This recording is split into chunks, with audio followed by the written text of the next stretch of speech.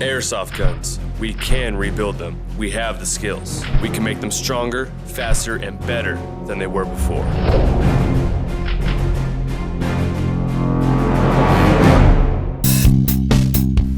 Hey guys, welcome back to Airsoft Extreme Tech Tips. I'm Jeremy. Today we're going to be talking about how to install a garter metal slide on a Hicapa 5.1. I rate this probably a 5 out of 10 on the difficulty scale.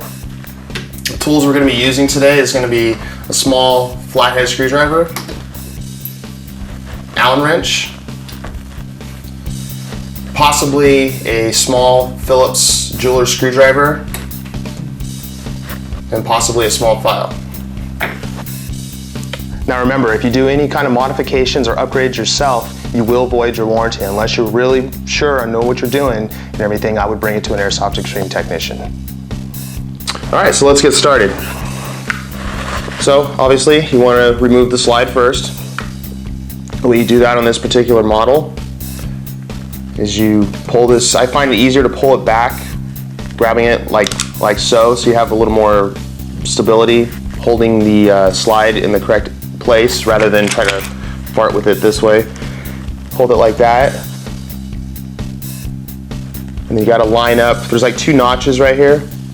You want to use the smaller notch in the slide, and you basically line it up with this bar right here, and then push on the other side, and it should just pop right out. And then now remove the slide. So from here, you want to remove the spring guide and this follower for the spring guide. I usually pull this back first, just kind of bunch it up, pull it out like so. It's just easier to do it that way. Next, you want to remove the barrel. This should just pop right through.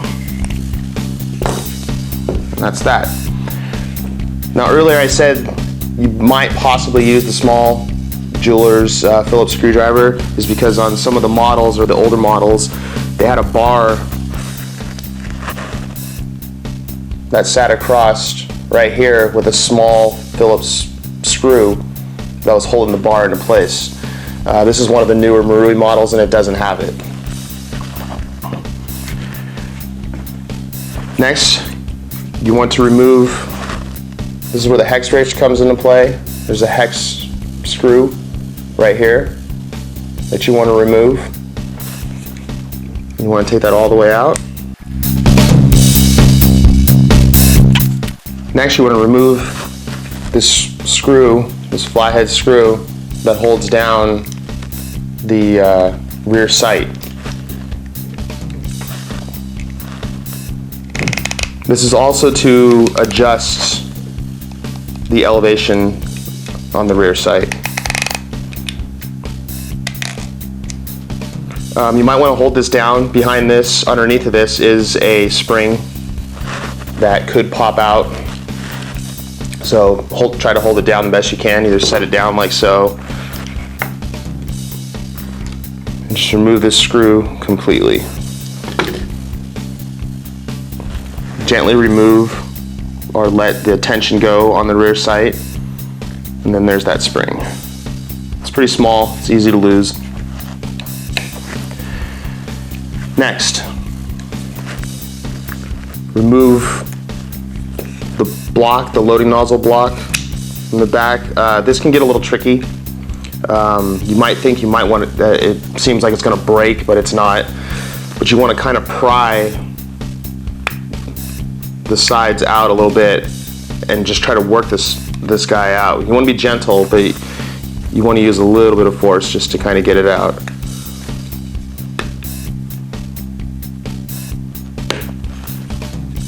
Pops out like so. There's also another spring. It's a little bit longer, but you don't want to lose this. It's very important you have this. This basically sits into here, and there's tension for the loading nozzle to retract back. Set that aside. Rear sight, pop it up like so. This is only going to move out one way. It has a little block on it, so it only allows it to move one way. It's a little tough sometimes, but it should pop out pretty easily. Next, the front sight.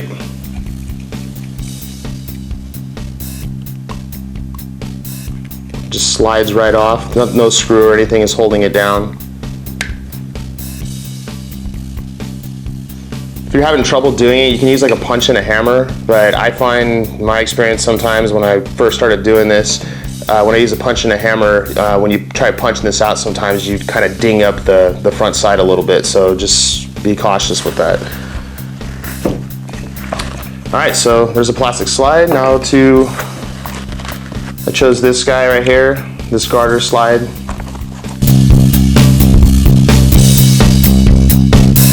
There it is, nice and pretty.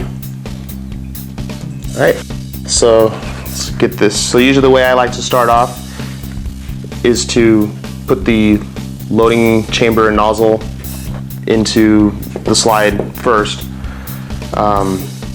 You would think install the spring and then pop this into place, but believe me, the spring's it's gonna not work with you at all. It just sets inside there. I mean, it'll easily just drop out like so. So I found kind of a little trick to do. There is this bar or piece of the loading chamber right here that's not going to allow you to put it in the slide. You need to either Dremel that off, or I find it really easy to just get some pliers and you just kind of break it off. I should have mentioned that earlier, but sometimes you're going to need pliers to do this. So what I do is I usually just break that off, use that small file, and just get rid of the rough angles on it. You can use sandpaper too. So just pop this guy into place.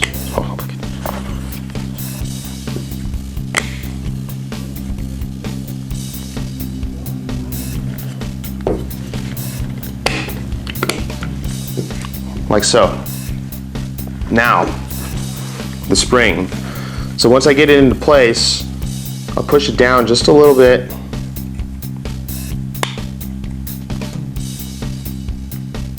Make sure the loading nozzle is pushed back, and then install the spring from this way. It's just much, much easier to deal with it this way.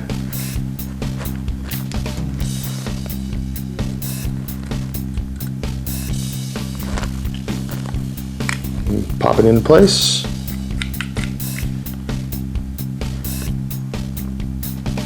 You want a little bit of play in here because you have to install the sight, the rear sight. This only goes in one particular way, so what you want to do is you want to set it offset like so, and then slide it into place. Sometimes this can be a little, you gotta be a little forceful with it. This is where the small file will come into place. You can file out the areas so it'll slide easier, basically.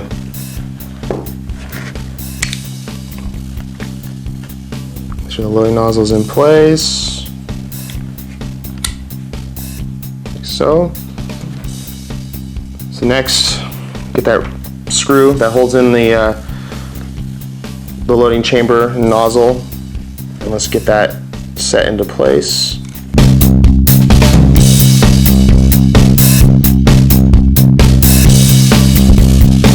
Alright, next, let's put the spring back into place. There's a small little cutout hole right here where the spring sets in.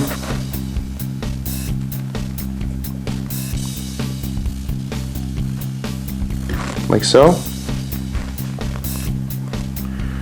Next you want to close or move the rear sight where it should be here, and then now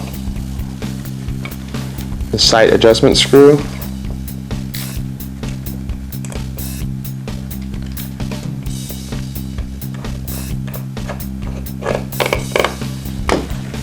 Like so. Next, the front sight. This can be a pain.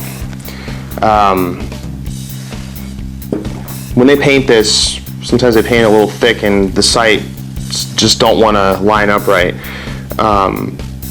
So basically you want this to slide in like so. Yeah, see, this one's not wanting to cooperate with me very well. So what you want to do is not file the slide, because if you file the slide, you're going to, you don't want to like scratch up your brand new slide. So what I usually do is I'll get the sight, and these angles right here, basically the parts are going to slide into the slide. I'll get the small file, and then I will just basically file this down a little bit. So what I'm doing is, I'm just basically taking off the paint.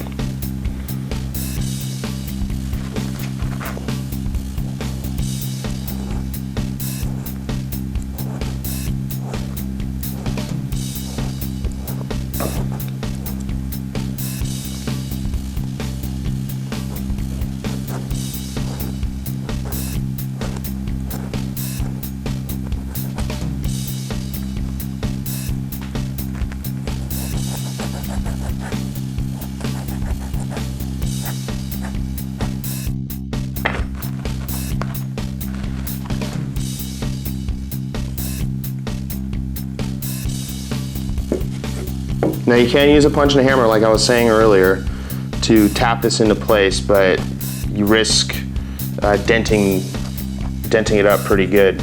So what I'll usually do, I'll just go to the next step really.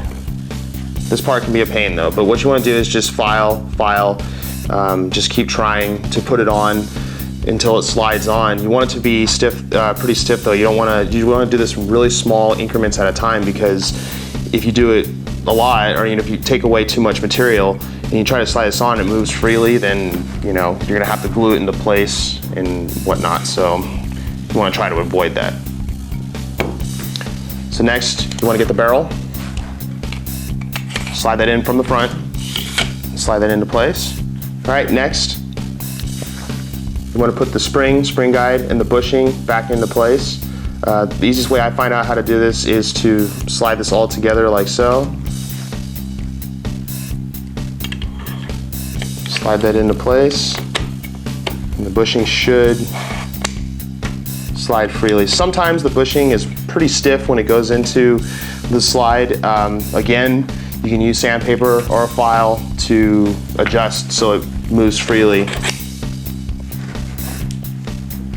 Next, you want to put the slide on. This is also another thing where the file might come into place. Sometimes these don't slide onto the frame very easily. Like, see, this one's pretty stiff. So little trick you can do, kind of force in a way this on. It's gonna stick a lot. You want to move it around just a little bit, find out where it's rubbing.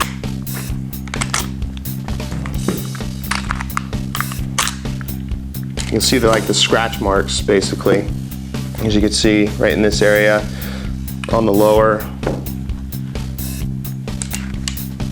and right into the loading chamber.